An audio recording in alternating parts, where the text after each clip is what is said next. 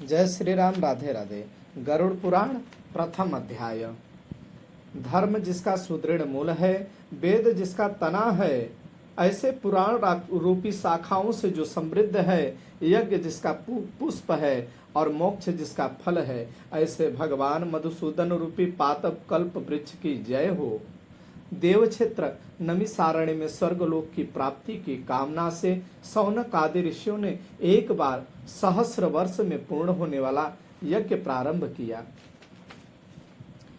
एक समय प्रातः काल हवन आदि कृत्यों का संपादन करके उन सभी मुनियों के सत्कार किए गए। आसनासीन सूत जी महाराज से आदर पूर्वक यह पूछें, जो सौनक आदि ऋषियों ने पूछा कि हे सूत जी महाराज, आपने सुख देने वाले देव मार्ग का सम्यक रूप से निरूपण किया है। इस समय हम लोग भयावह यम मार्ग के विषय में सुनना चाहते हैं। आप सांसारिक दुखों को और उस क्लेश के विनाश के साधन को तथा इस लोक और परलोक के क्लेशों को यथावत वर्णन करने में समर्थ हैं, अतः आप उसका वर्णन कीजिए। सूत जी महाराज ने कहा, हे मुनियों, आप लोग सुने, मैं अत्यंत दुर्गम यम मार्ग के विषय में कहता हूँ, जो पुण्यात्मा जनों के लिए सुखद है और पापियों के लिए दुखद है। गरुड़ जी के पूछने पर भगवान विष्णु ने उनसे जैसा कुछ कहा था, मैं उसी प्रकार से आप लोगों के संदेह की निवृत्ति करूंगा, इसमें तनिक भी संशय नहीं है। किसी समय वैकुंठ में सुखपूर्वक विराजमान परम गुरु श्री हरि विनता पुत्र गरुड़ जी ने विनय से झुककर उनके पास पहुंचकर गरुड़ जी प्रणाम करते हैं और पूछते हैं, हे देव, आपने भक्ति मार्ग का अनेक प्रकार से मेरे समक्ष वर्णन किया है और भक्तों को प्राप्त होने वाली उत्तम गति के विषय में भी कहा है। अब हम भयंकर यम मार्ग के विषय को सुनना चाहते हैं। हमने सुना है कि आपकी भक्ति से विमुख प्राणी वही नरक में जाते हैं। भगवान का नाम सुगमता पूर्वक लिया जा सकता है। जिह्वा प्राणी के वश में है तो भी लोग नरक को जाते हैं। ऐसे अधम मनुष्यों को बार बार धिक्कार है। इसलिए हे भगवान, पापियों को जो गति प्राप्त होती है तथा यमलोक के मार्ग में जैसे वे अनेक प्रकार के दुखों को प्राप्त करते हैं, उसे आप मुझसे कहिए। भगवान ने सुना कि गरुड़ लोगों की कामना के लिए प्रश्न कर रहे हैं, तो भगवान ने कहा, हे पच्छिंद्र, सुनो, मैं उस परम यम मार्ग के विषय में कहता हूँ जिस मार्ग से पापी जन नरक की यात्रा करते हैं और सुनने वालों के लिए अत्यधिक भयावह है। प्रिय भगवान ने कहा, हे तार्क्ष, जो प्राणी सदा पाप परायण और दया और धर्म से रहित है, जो दुष्ट लोगों की संगति में रहते हैं, जो सत शास्त्र और सत संगति से विमुख हैं, जो अपने को स्वयं प्रतिष्ठित मानते हैं, अहंकारी हैं तथा धन और मान के मद से चूर हैं, आसुरी शक्ति को प्राप्त हैं तथा दैवी संपत्ति से रहित हैं, जिनका चित्त अनेक विषयों से आसक्त होने से भ्रांत है, जो मोह के जाल में फंसे हैं और कामनाओं के भोग में ही लगे हैं, ऐसे व्यक्ति अपवित्र नरक में गिरते हैं। जो लोग ज्ञानशील हैं वे परम गति को प्राप्त होते हैं। पापी मनुष्य दुख पूर्वक यम यातना प्राप्त करते हैं। पापियों को इस लोक में जैसे दुख की प्राप्ति होती है और मृत्यु के पश्चात वह जैसे यम की यातना को प्राप्त होते हैं, मैं उसे सुनाता हूँ, तुम ध्यान पूर्वक सुनो। यथोपार्जित पुण्य और पापों के फलों को पूर्व में भोग करके कर्म के संबंध में मनुष्य के शरीर में कोई शारीरिक रोग हो जाता है। आदि रोग और व्याधि रोग। आदि रोग कहते हैं मानसिक रोग को और व्याधि रोग कहते हैं शारीरिक रोग को। इन रोगों से युक्त तथा जीवन धारण करने की आशा से उत्कंठित उस व्यक्ति की जानकारी के बिना ही सर्प की भांति बलवान काल उसके समीप आ पहुंचता है। उस मृत्यु की संप्राप्ति स्थिति में भी उसे वैराग्य नहीं होता है। उसने जिनका भरण पोषण किया था उन्हीं के द्वारा उसका भरण पोषण होता है। वृद्धावस्था के कारण विकृत रूप वाला और मरणाभिमुख वह व्यक्ति घर में अवमानना पूर्वक दी हुई वस्तुओं को कुत्ते की भांति खाता हुआ है और जीवन को व्यतीत करता है। वह रोगी हो जाता है और उसे मंदाग्नि हो जाता है और उसका आहार तथा उसकी सभी चेष्टाएं कम हो जाती हैं। प्राणवायु के बाहर निकलते समय आंखें उलट जाती हैं, नाड़ियां कफ रुक जाती हैं, उसे खांसी और श्वास लेने में प्रयत्न करना पड़ता है तथा कंठ से घुर्र घुर्र की आवाज निकलती है। चिंता मग्न स्वजनों से घिरा हुआ तथा सोया हुआ वह व्यक्ति काल पास के वशीभूत होने के कारण बुलाने पर भी नहीं बोलता है। इस प्रकार कुटुंब के भरण पोषण में ही निरंतर लगा रहने वाला अजितेंद्रिय व्यक्ति अंत में रोते बिलखते बंधु बांधवों के बीच उत्कट वेदना से संज्ञा शून्य होकर मर जाता है। हे गरुड़, उस अंतिम क्षण में प्राणी को व्यापक दिव्य दृष्टि प्राप्त हो जाती है। इससे वह इस लोक और परलोक को एकत्र देखने लगता है। अतः चकित होकर वह भी कुछ कहना भी नहीं चाहता। यमदूतों के समीप आने पर सभी इंद्रियां विकल हो जाती हैं, चेतना जड़ीभूत हो जाती है और प्राणी चलायमान हो जाते हैं। आतुर काल में प्राण वायु के अपने स्थान से चल देने पर एक क्षण भी एक कल्प के समान प्रतीत होता है और 100 बिच्छुओं के डंक मारने जैसी पीड़ा होती है।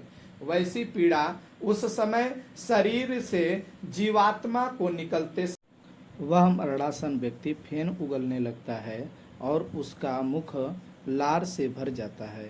पापी जनों के प्राणवायु अधो मार्ग अथवा गुदा मार्ग से निकलते हैं।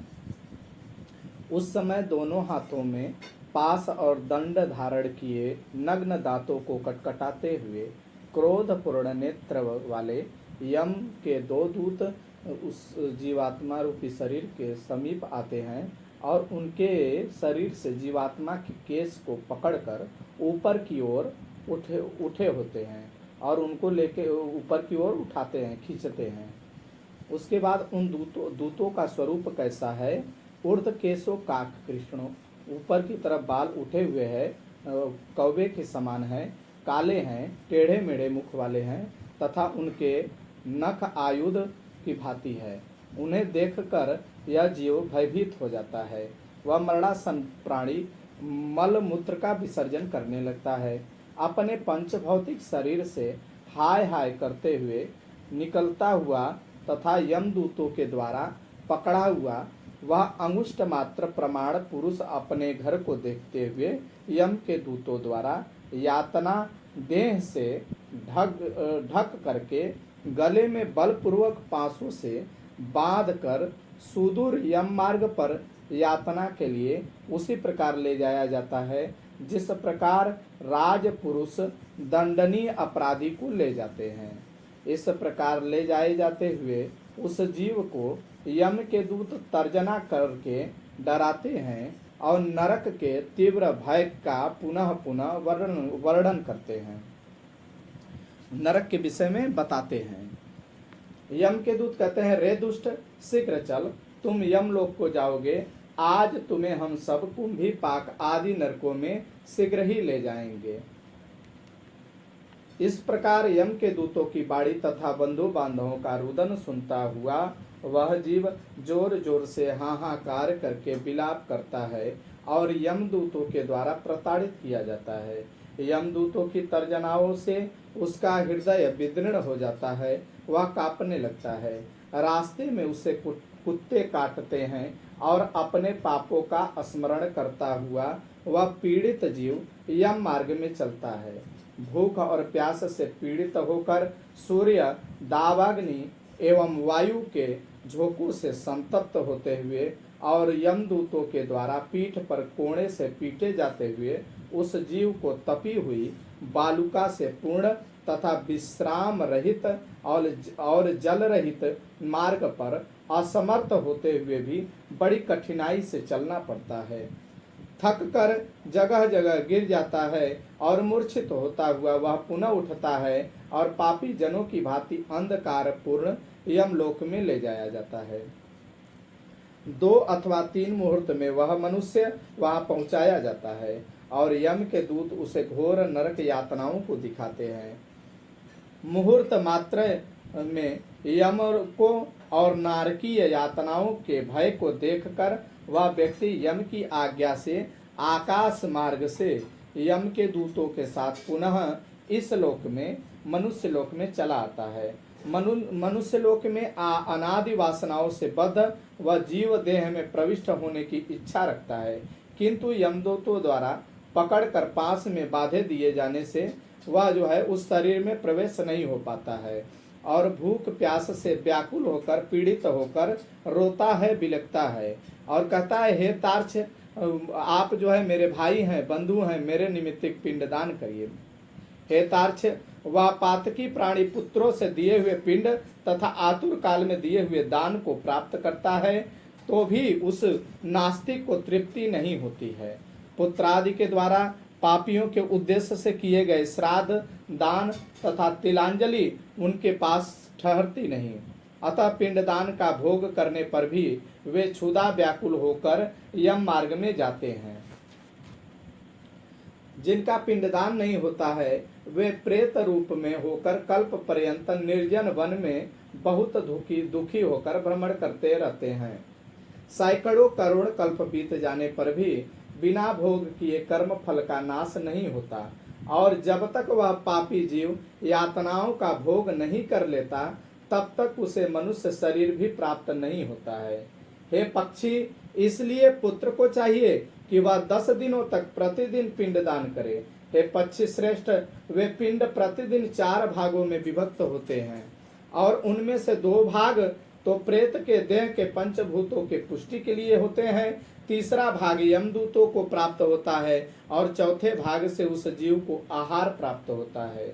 9 रात दिनों में पिंड को प्राप्त करके प्रेत का शरीर बन जाता है और 10वें दिन पिंडदान करने से उसमें बल की प्राप्ति होती है।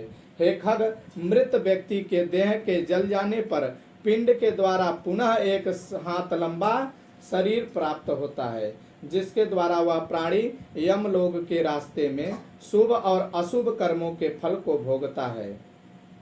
पहले दिन जो पिंड दिया जाता है उससे उसका सिर बनता है, दूसरे दिन के पिंड से ग्रीवा अर्थात गर्दन बनता है और स्कंद कंधे बनते हैं तथा तीसरे दिन के पिंडदान से हृदय बनता है, चौथे दिन के पिंडदान से पृष्ठ अथवा पीठ बनता है, पांचवें दिन के पिंडदान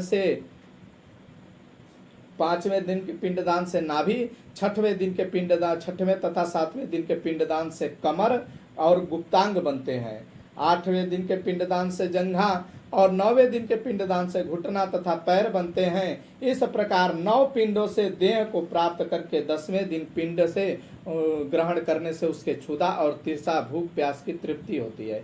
ये दोनों जागृत होते हैं। इस पिंड शरीर को प्राप्त करके भूख और प्यास से पीड़ित जीव 11वें तथा 12वें 2 दिन भोजन करता है। 13वें दिन यमदूतों द्वारा बंदर की तरह बधा हुआ वह प्राणी अकेला उस यम मार्ग को जाता है। हे खग, मार्ग में मिलने वाली बैतरणी को छोड़कर यमलोकों के मार्ग की दूरी प्रमाण 86,000 योजन बताया गया है। वह